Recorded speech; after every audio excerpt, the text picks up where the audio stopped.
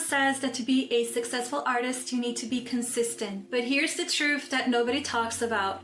The days that I was feeling the most uninspired were the days that I made the most amount of money. And it's not because I pushed harder. In fact, hustle culture is not my vibe. It's because I finally found a way to be consistent that worked well for me. So in today's video, I'm going to show you the 3 ways of being consistent that worked for me, helping me to sell out jewelry collections, paintings, even when I didn't feel like creating. So if you've ever found yourself staring at your creations, wondering why aren't these selling, you put so much work, so much love into creating those creations, you're not alone. I've been there and I know that feeling. It's gut-wrenching. I used to believe that talent alone would carry me until I made a few changes that probably came from working with a lot of coaches, a lot of different mentors. I finally got to the root problem of what was wrong. And I learned that the right kind of consistency was going to bring me new buyers, momentum, my collections would sell out. But it has to be the right kind of consistency because that's where a lot of artists get it wrong. Hi, I'm Dani. I'm a multi-passionate artist. I create paintings, jewelry. I have a jewelry brand that has been featured in Vogue. I'm a solopreneur and small business owner to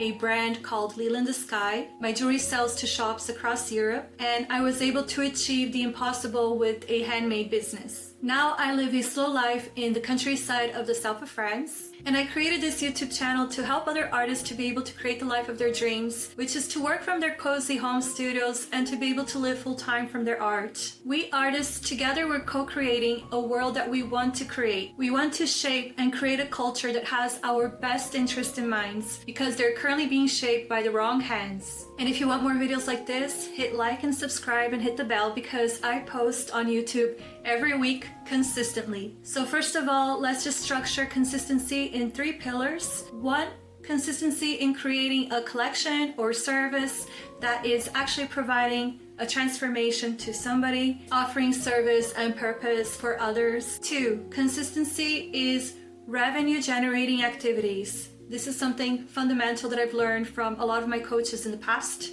And this is what artists, they don't do, me included in the past. And 3, consistency is ikigai, purpose, devotion, and alignment. So let's start with number 1, consistency in creating a collection from service. This can also be a service or art classes or any other creative activity. So first, identify your why and your who. So Dani in the past used to create whatever she wanted, when she wanted, and I couldn't understand why I wasn't selling. So when I first started my jewelry brand, my pieces, they were beautiful, people loved them, they thought, oh, this is beautiful, this necklace is gorgeous, but they didn't have a purpose. They didn't speak to anyone. And the moment that I shifted from what do I want to create to who am I serving?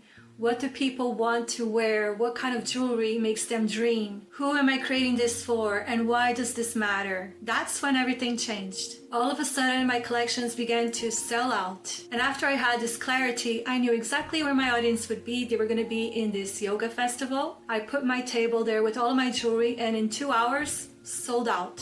So that is the power of knowing who you're serving, who are your people. Just to highlight that I make spiritual jewelry, mystical jewelry for women, such as myself, that are seekers, who love meditation, yoga, and personal development. That's who my jewelry is for. And my audience is actually the people that I serve. I am the same audience. I am the kind of person that I love to go to yoga retreats. I love to do meditation.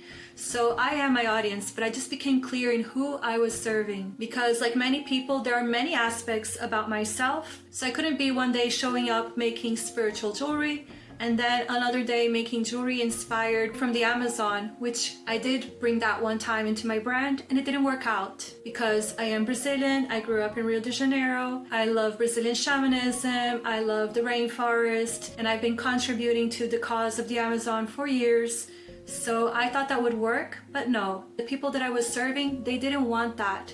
So Dani loves many different things. She loves jewelry from the Amazon. She loves spiritual jewelry that is more sensual.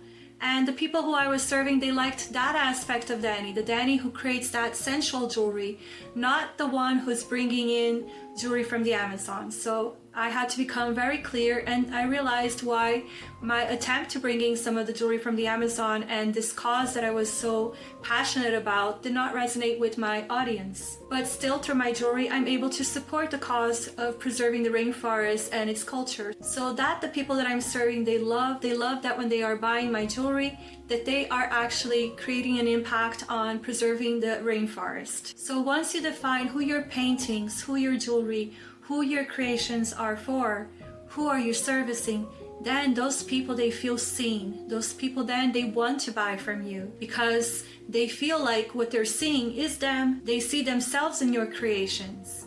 And that is the difference. So consistency doesn't mean creating every day. And I'm going to go more into that.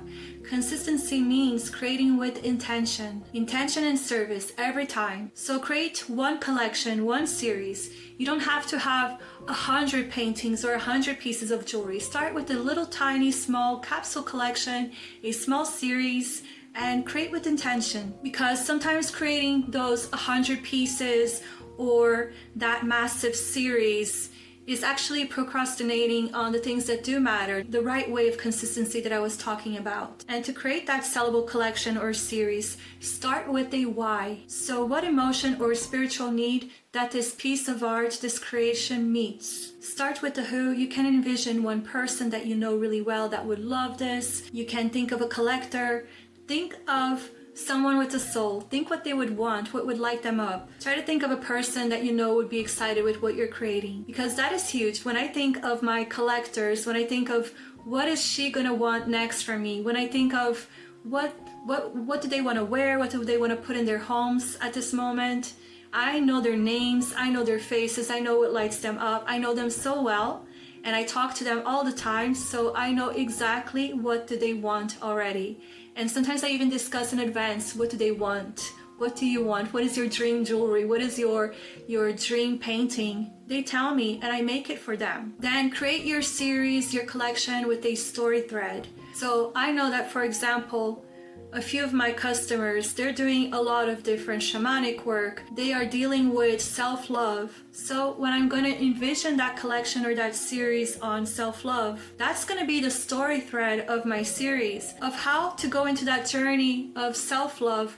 And I do that through the jewelry. I do that through the painting. I put in that message of self-love, that reminder of self-love into the thing that I am creating, because that's something that a lot of my clients, they deal with. They want to feel more self-love, don't we all? So build each piece as a chapter to a story. So after self-love, what comes next? Abundance, prosperity, or finding a partner. All of the things that they're creating, they're not products, they're stories, they have meaning. And I will give my jewelry and my paintings an example. I make talismans. So I make these objects that have these spiritual meanings into them, that people, they're going to wear them, they're going to wear my jewelry, they're going to put my paintings into their homes, and they're going to feel something different. They're going to feel a shift within them, within their homes. But your art becomes memorable because it's filled with meaning. Your collectors, they feel guided, they feel supported. Your work becomes a message and a container for meaning. But creating the collection, the series, is only half of the story. So the real sales, they come from a more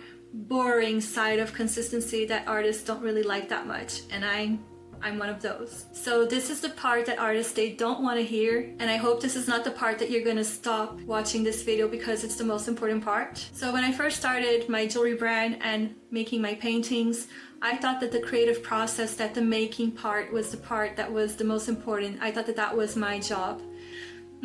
No, that was not. That was only one part of my job. So the real part was to be a visionary and to actually foresee other parts that were important for selling my art and doing the activities that actually brought me money. So it wasn't the making, it was the revenue generating activities. And this was a term that I learned from a coach, because I didn't have a problem in creating. In fact, I love creating. I could just spend my whole days creating nonstop.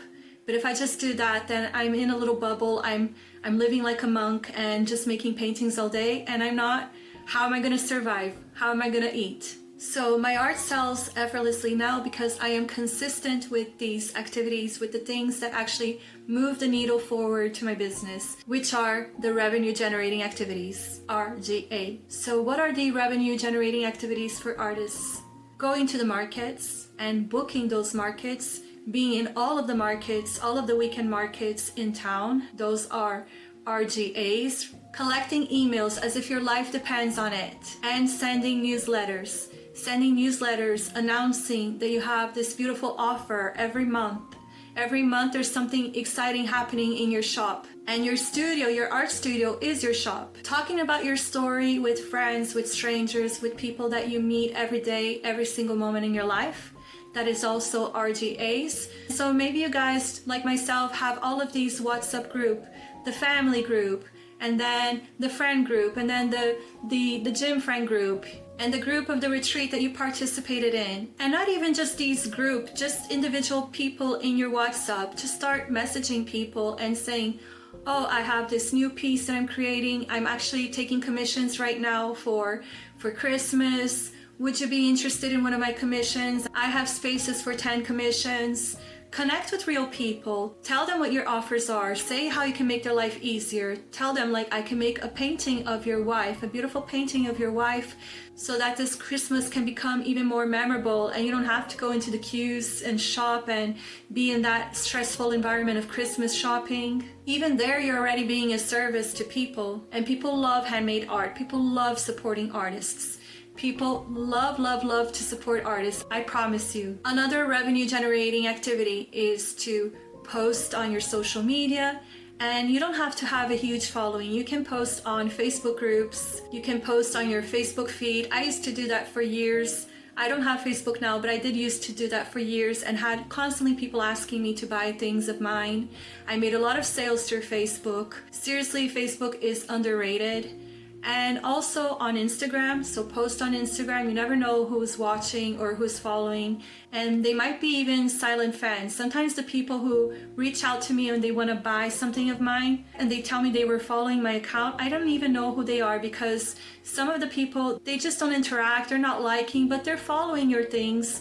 And you know, at the right time, they're gonna buy something from you. Another RGA, sit down and map out for the year all of the offers that you're gonna make for that year. If you're gonna make offers for Valentine's Day, for Mother's Day, for Christmas, for Black Friday, map out everything, and also map out the seasons. Okay, now I am creating this for the summer. Oh, look at these beautiful paintings I've created for the summer with these turquoise blue colors that make me think of the ocean. You know, just create beautiful offers that you can send out to your newsletter. And again, newsletter to me has always been one of my highest conversion marketing tools. And showing your process, show how you make your jewelry, show how you make your paintings. One of my collectors, she's an environmentalist. She loves that I'm making my paintings from the iris flower in my garden, because she's really into gardens, and she just fell in love with this story. When I posted my painting of Iris, the Greek goddess made with the iris ink that I made with my hands, she went completely bonkers and bought this painting through DMs. So show your process, show how you're making your art, your paintings. People love to see craftsmanship, because craftsmanship is such a rare thing nowadays because everything is mass produced. So people love to see how your stuff, how you make your things. So these things are not extra, these things are the secret sauce. These are your RGA, your revenue generating activities. Write down your RGAs. Where do you find your clients? Usually for me, usually it's markets, it's interactions with people, posting, all of the things that I just mentioned. And you can also post ads. I've done ads in the past. However, I'm Latin, I'm from Brazil. I'm very much into human connections and building through networking and connections. So you can also use ads. Ads is also RGA, but honestly, I prefer to do things organically. That's just how I vibe. And here's where this becomes even bigger. Your consistency is not just a business, it is actually a spiritual devotion. It is tied to your purpose. We're all here to serve. We're all wired for connection. We're all wired to live in community. So we are here to serve. We're wired for that. And it is the spiritual connection that we have with all of life, with the universe, with everything and with what I believe why we're here. I do believe we are here to serve, that we are here to together co-create. I think that's what the artist does well. We co-create. We're not afraid to create the things that come here in our heart that we feel so passionately about. We just want to put them out into the world. So Ikigai taught me that consistency isn't discipline, it is actually purpose. It is devotion. So when I started living my life aligned with Ikigai, that place where what you love, what the world needs, what you're good at, and what you can be paid to overlap that all, everything felt lighter. It wasn't about forcing myself anymore. I am not that kind of salesperson. I don't like pushing sales, but I believe in the things that I create because I know the intention that went into creating it. So I have no problem to explain the story or why I'm creating that, and then it sells because it is coming from a place of purity, of service. So finding my Ikigai was about showing up because it made me feel alive. Just like creating makes me feel alive, showing up, being consistent and being of service with my creations, with my art, make me feel alive. So the things that I create, the art that I create, they are so amazing for the people that I create for that I just see them as service. So consistency becomes sustainable when your why is strong, your work feels meaningful, your art feels like service, and when you see your art as a gift, not a product. Ikigai turns consistency into ritual, devotion, service, spiritual practice. It's a whole relationship with your purpose. It's what I believe we came here on earth to do. And when your work aligns with your purpose, it sells effortlessly. And it's not because you're hustling harder, it's because people can feel you. They can feel your energy